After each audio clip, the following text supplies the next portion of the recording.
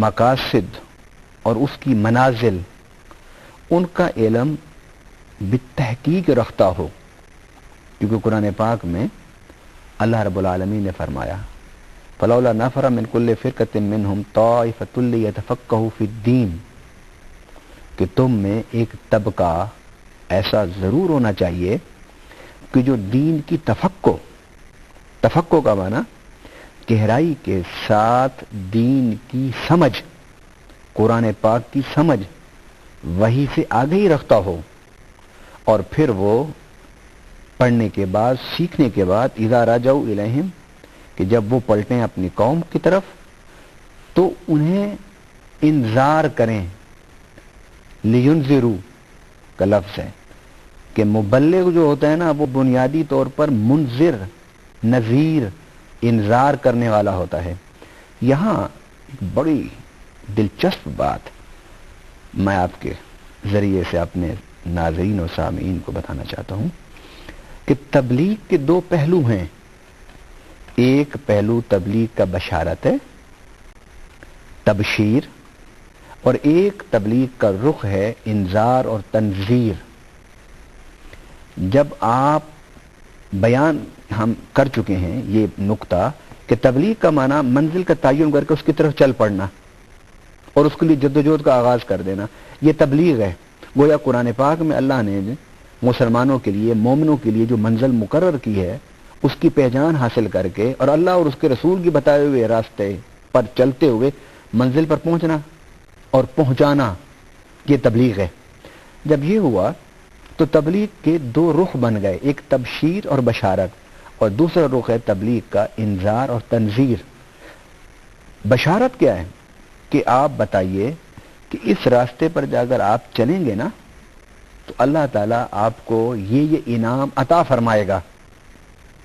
اور تبلیغ کا دوسرا رخ ہوتا ہے انذار اور تنذیر، کہ آپ یہ سمجھائیں کہ اگر آپ اللہ کی فکر، اللہ کی سوچ، اللہ کے پیغام، اللہ کی وحی اور اللہ کی کتاب کی روشنی میں نہیں چلو گے اور قرآن کی متعین کردہ منزل تک پہنچنے کی جدوجہد کو اپنی زندگی کا مقصد نہیں بناؤ گے تو پھر کیا ہوگا کہ تم انسانی غلامی میں چلے جاؤ گے۔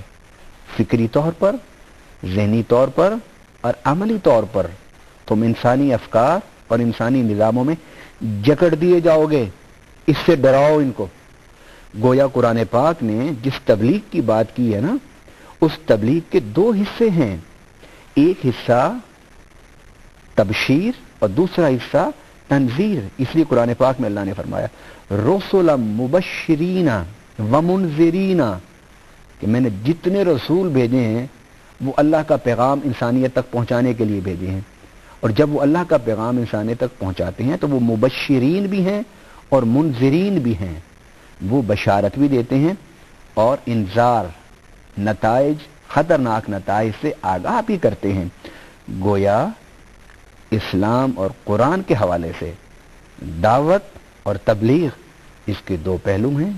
بشارت کہ اگر تم اللہ کی فکر اور اللہ کے نظام کی طرف آؤ گے تو آسودگی، عزت، شرف پاؤ گے، اور اگر انسانی افکار کی طرف آؤ گے اور انسانی نظاموں میں جکڑے جاؤ گے تو غلامی، ذلت اور رسوائی پاؤ گے۔ مطلب تمام تر انبیاء جو تھے وہ مبلغ تھے، انہوں نے تبلیغ کی، اللہ تعالیٰ کے اس پیغام کو لوگوں تک پہنچایا۔ آپ یہ فرمائیے گا کہ مبلغ کی کون سی خصوصیات ہیں جو اس میں ہونی چاہیے تاکہ وہ تبلیغ کر سکے؟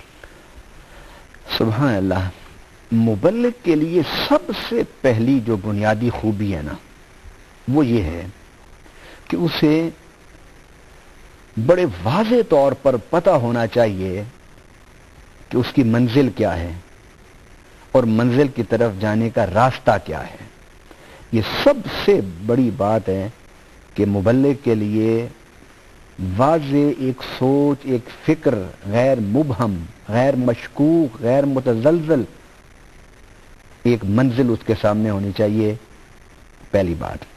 دوسری بات یہ ہے کہ جو مبلغ ہو اس کی زبان بھی تبلیغ کرے تو اس کا کردار بھی تبلیغ کرے۔ اس کی مثال کہ نبی پاک صلی اللہ علیہ وسلم نے جب اعلان نبوت فرمایا اور انہوں نے حضور صلی اللہ علیہ وسلم سے ثبوت مانگا، دلیل مانگی نبی اور رسول ہونے کی، تو آپ نے فرمایا فقد لبثت فیکم عمرا من قبلہ افلا تعقلون۔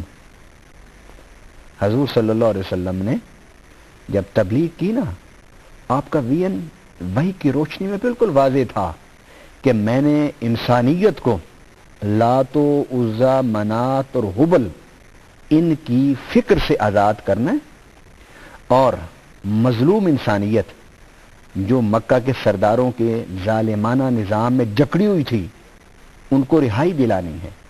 اس لیے فرمایا قولوا لا الہ الا اللہ تفلحوا، مان لو، کہہ دو کہ ہمارا حاکم، ہمارا بادشاہ اللہ ہے۔ بڑا واضح پیغام انسانیت کو دیا۔ مبلغین کے لیے سب سے پہلی بات یہ ہے کہ وہ واضح غیر مبہم پیغام انسانیت کو دیں۔ دوسری بات، جب انہوں نے پوچھا کہ آپ کے دلیل کیا، آپ کے رسول ہونا